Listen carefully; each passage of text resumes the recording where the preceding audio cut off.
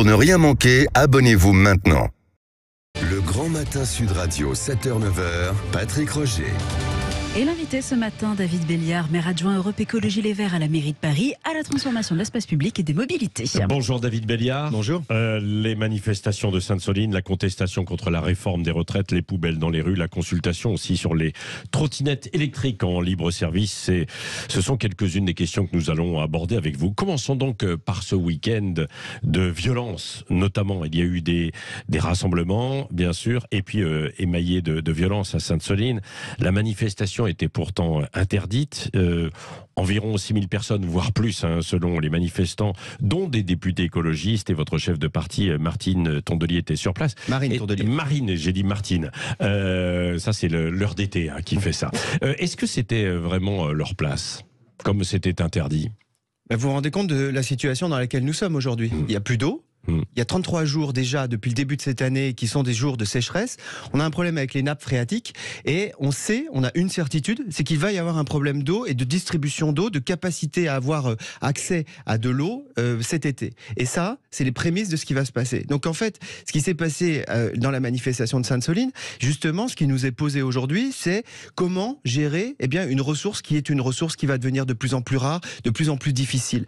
Et donc évidemment, c'est la place des écologistes. Évidemment, c'est la place de nos élus, c'est la place des responsables de notre parti, d'aller dire que nous avons un sujet et que nous refusons la captation par le privé de cette ressource qui est une ressource vitale pour aujourd'hui en faire véritablement. Oui, mais attendez, David Béliard, ce ne sont pas les nappes phréatiques en profondeur, ce sont les superficielles. Autrement dit, c'est l'eau en plus qu'il y a à l'hiver et qui retournerait à la mer normalement. Non, mais c'est ça. Attendez, c'est ce qui est dit. Pardon, c'est ce qui est dit. Il y a eu des enquêtes.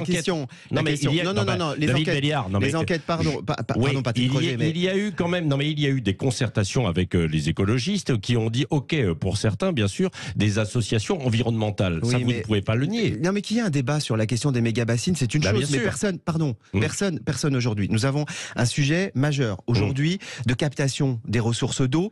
Vous savez, c'est pas pour n'importe quoi que dans les manifestants et dans les milliers, il y a 30 000 manifestants qui sont réunis, malgré l'interdiction d'ailleurs, il y a beaucoup d'exploitants. Pourquoi ? Parce que les méga-bassines, c'est quoi ? C'est un système pour une méga-agriculture et des méga-exploitants. Ça concerne en fait une agriculture qui est une agriculture intensive, extrêmement consommatrice en eau et en ressources, et consommatrice aussi d'humains, puisque ça favorise quelques exploitations qui sont multimillionnaires au détriment d'exploitations qui sont de petits millionnaires, vous les connaissez, ces agriculteurs là-bas ? On connaît le système agricole. Vous ne voulez plus qu'il y ait des agriculteurs ? Non, attendez. Non, Patrick Roger, ce que je souhaite, et ce que je suis venu dire ici à ce micro, c'est que ce que je souhaite, c'est qu'il y ait aujourd'hui une vraie question et un vrai débat sur la gestion de l'eau. Vous savez, par exemple, sur la question... Ça a été lancé par le gouvernement, les autorités. Et alors, on attend ? Vous attendez ? Vous savez, nous, on est très engagés à Paris sur la question de l'eau avec mon collègue Dan Lert.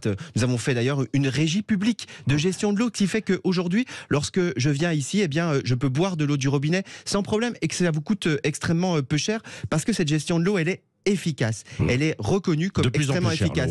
Et donc nous avons besoin aujourd'hui d'un vaste débat et d'un vaste plan eau que nous attendons depuis des mois et des mois. Oui, il y a aujourd'hui une annonce faite par le gouvernement. Cette annonce ne vient pas et nous, ce que nous souhaitons, c'est effectivement, comme par exemple ce que nous faisons à Paris ou dans d'autres villes d'ailleurs qui sont gérées par des écologistes, oui, c'est la mise en régie publique de l'eau parce que c'est un bien commun et que cette question parce que la mise en régie publique revient moins cher que la mise à disposition du privé, en fait, avec une prestation.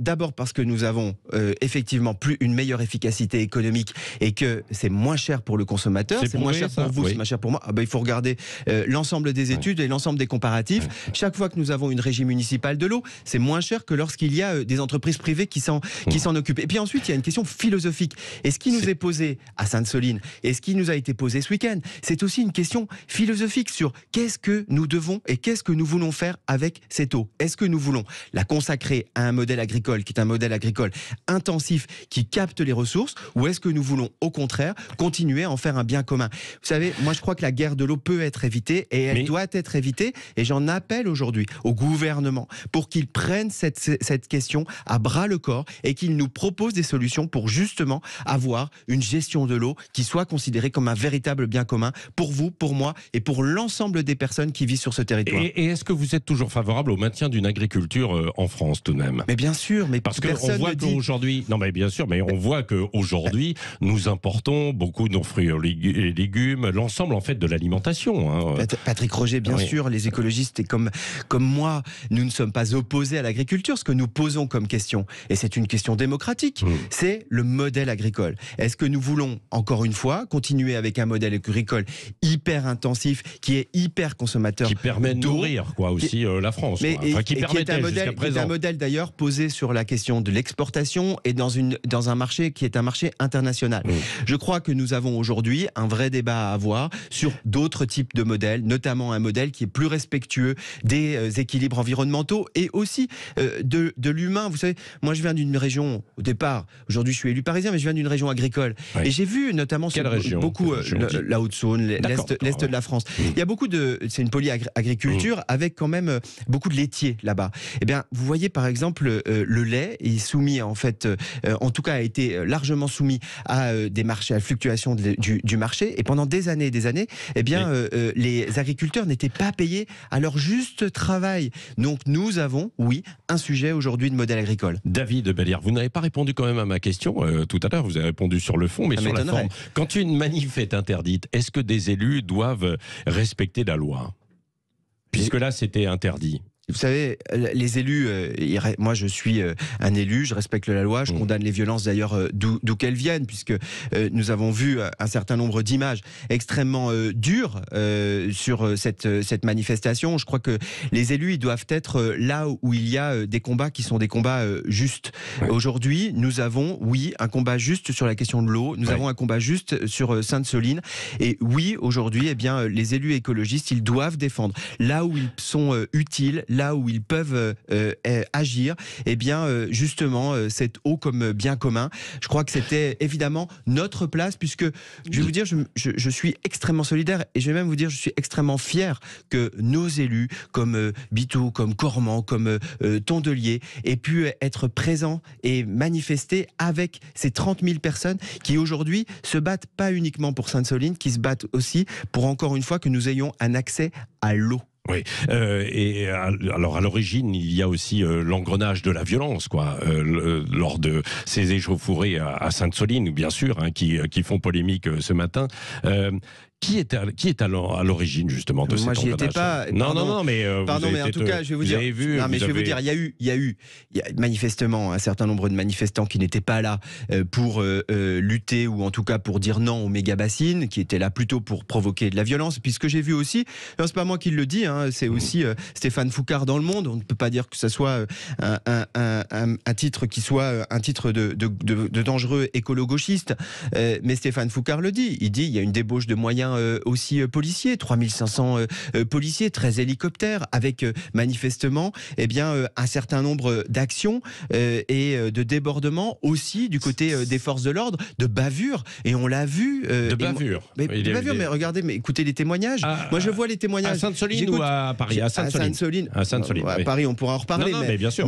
Mais vous voyez bien, on voit bien, il y a un certain nombre de témoignages qui ont été faits. D'ailleurs, je le dis avec les élus, ça sert à ça d'ailleurs, les élus, quand ils sont dans des manifestations de ce type-là, c'est aussi pour pouvoir apporter un témoignage, mais aussi de militants et de militantes qui manifestent et qui ont vu et qui ont témoigné sur un certain nombre d'actes qui sont des actes extrêmement violents. Moi, je vais vous dire, je suis choqué par cette situation, et j'en appelle là au gouvernement, et j'en appelle notamment au président de la République, qui doit être garant de l'unité du pays, à aujourd'hui se reprendre en main et à permettre ces manifestations, qu'elles soient à Sainte-Soline, qu'elles soient à Paris ou partout en France, à se dérouler de manière pacifique. Mais avec quand même des forces de l'ordre déployées. Bien sûr, par exemple, à Sainte-Soline, c'était pour éviter qu'il n'y ait une ZAD qui soit constituée, Non, quoi, écoutez, de la part de certains. Non, mais écoutez, les mouvements, les soulèvements de la terre qui viennent de la zone de Notre-Dame-des-Landes, ils voulaient s'implanter localement, oui, mais non mais 3500 policiers, 13 hélicoptères face à des gens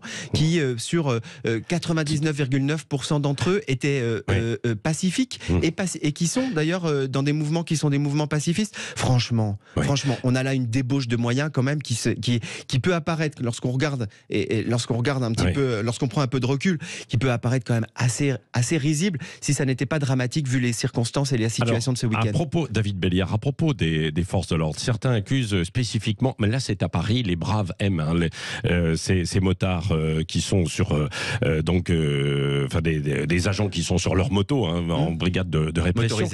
Absolument. Plusieurs politiques et pétitions demandent leur dissolution. Et vous ? Moi, je me joins à cette pétition qui a été faite par un certain nombre de députés de la NUPES pour demander l'interdiction de cette section. La Brave M, en plus, ça nous rappelle de mauvais souvenirs avec les voltigeurs. Et on voit aussi, et on a vu encore une fois, là encore, témoignages, vidéos à l'appui, des comportements qui ne sont pas dignes d'une police républicaine. Pardon de le dire ici, mais nous avons aujourd'hui, là, un certain nombre de problèmes. Et moi, j'en appelle au préfet qui, jusqu'à maintenant, d'ailleurs, a permis...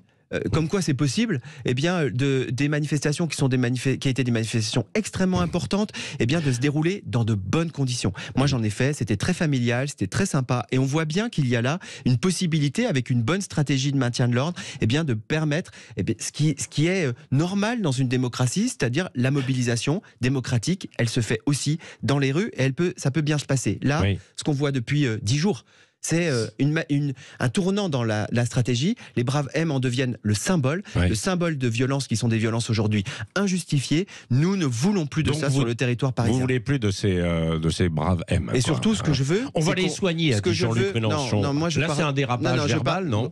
Ni dérapage, j'en sais rien. Moi, je ne suis pas là pour commenter les sorties de Jean-Luc Mélenchon. Je vous parle du fond. Moi, ce que je veux surtout, c'est qu'on revienne à la raison sur la gestion des manifestations aujourd'hui dans la capitale, mais partout sur le territoire parisien. Et le préfet Nunes, qui a montré qu'il était en capacité de gérer correctement des manifestations, doit revenir à une gestion qui est encore une fois une gestion pacifique et apaisée. David Belliard, vous êtes maire adjoint à la mairie de Paris. Est-ce que la mairie de Paris a une responsabilité avec les poubelles qui sont répandues et utilisées pour allumer des feux ? Non.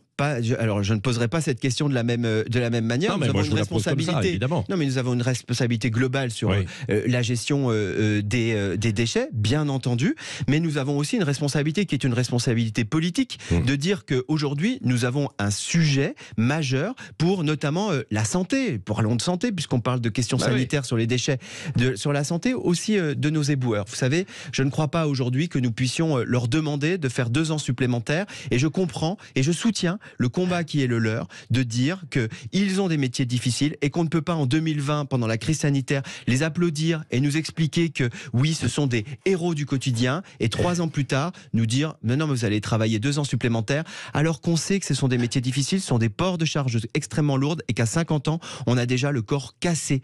Donc non, nous ne pouvons pas continuer à leur dire qu'il faut travailler 2 ans supplémentaires. C'est leur grève et leur mobilisation aujourd'hui, elle me semble complètement légitime. Et nous assurons-nous la gestion des déchets, notamment le ramassage des déchets, notamment sur les lieux qui sont les plus, disons, critiques. Et je parle notamment sur les marchés alimentaires sur lesquels il y a toujours eu un ramassage des déchets. Où est la réponse aujourd'hui à cette crise que nous vivons ? Elle est entre les mains d'Emmanuel Macron, Elisabeth Borne dans un premier temps ? D'abord, c'est à eux qu'est posée la première des questions. C'est oui ou non, vont-ils retirer cette réforme, puisque nous avons aujourd'hui une manifestation, une mobilisation qui est massive dans l'opinion publique. Plus de 78%, 80% presque des Parisiens et des Parisiennes, des Français et des Françaises refusent aujourd'hui cette réforme. Puis on le voit d'ailleurs sur un plan électoral, ils le payent cher avec la législative partielle en Ariège, où le parti du président de la République baisse de moitié. Donc on voit bien aujourd'hui qu'il y a un rejet massif de cette réforme. Il faut revenir là encore une fois à une politique qui est une politique d'apaisement eh bien, la première des choses qu'elle doit faire, c'est un signal. Et ce signal, c'est le retrait de cette réforme. Et ça nous permettra, vous savez, de retrouver des rues qui seront des rues calmes et des rues plus apaisées et peut-être au débat démocratique de se faire dans de meilleures conditions. Il nous reste 2 minutes. Est-ce qu'on va trop loin? Olivier Dussopt, le ministre du Travail, a révélé ce week-end avoir été victime d'homophobie lors des débats autour de la réforme des retraites. Ça, j'en sais rien. C'est lui qui le dit. J'ai vu, comme vous, son interview dans Tétu. Moi, vous savez, il a déclaré qu'il était gay. Il a fait ce qu'on appelle son coming out. Moi, je fais partie des personnalités politiques gays qui disent que c'est bien quand d'autres personnalités déclarent publiquement leur sexualité, parce que c'est quelque chose de politique et qui peut être un exemple pour un certain nombre de jeunes. Je constate ici quand même qu'il y a une forme d'instrumentalisation des combats, qui sont des combats pour l'égalité, des combats pour les droits, dans un moment où, en fait, il y a de Olivier Dussopt, il l'instrumentalise. D'une certaine manière. Il y a aujourd'hui une recherche de retrouver une forme d'image positive dans un débat public où il sort, en termes d'image évidemment, extrêmement détérioré. Moi, je ne crois pas qu'il y ait d'homophobie aujourd'hui sur la question des retraites. On débat sur le fond. Encore une fois, la question qui nous est posée, c'est pas de savoir si Olivier Dussopt ou pas est gay. La question qui nous est posée, c'est de savoir si, oui ou non, il va retirer sa réforme. Et puis, dernière question, il y aura une consultation dans quelques jours donc à Paris sur les trottinettes électriques en libre service. Vous êtes favorable à l'arrêt ? Oui, je suis favorable. Oui, je suis favorable à l'arrêt parce que trop de dangers, parce que trop d'encombrement dans l'espace public, parce que pas écologique, parce que je pense qu'il faut aujourd'hui s'arrêter avec les trottinettes en libre service, bien entendu. Pas trottinettes particulières resteront bien évidemment autorisées. Mais ceux qui ne peuvent pas en acheter vont vous dire non, mais alors c'est inégalitaire. Nous, on pourra plus se déplacer en trottinette, notamment les jeunes. Vous savez, prendre des trottinettes, c'est aujourd'hui 8 fois plus cher que le Vélib.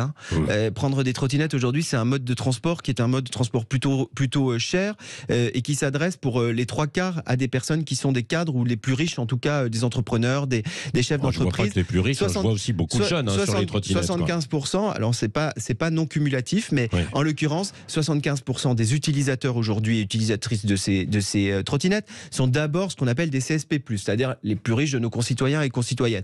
Donc c'est pas un mode très eux, ils peuvent s'acheter des trottinettes. Non, mais c'est pas ce que je dis. Je dis simplement que si vous regardez le rapport coût-bénéfice, il n'y a pas de blanc et noir. C'est qu'on a aujourd'hui des trottinettes sur les trottoirs, qu'on a aujourd'hui des accidents, qu'il suffit d'aller aux urgences pour s'apercevoir que, en fait, il y a plein de gens qui se font renverser par les trottinettes et qui ont des accidents aujourd'hui graves. Eh bien, non. Moi, je pense qu'aujourd'hui, il faut s'arrêter. Et j'espère que le 2 avril prochain, lors de la consultation, les Parisiennes et les Parisiens voteront majoritairement pour l'arrêt des trottinettes en libre service à Paris. Merci David Belliard, Merci à vous. maire adjoint Europe Écologie Les Verts à la mairie de Paris, en charge justement de la transformation de l'espace public et des mobilités, qui était l'invité de Sud Radio ce matin.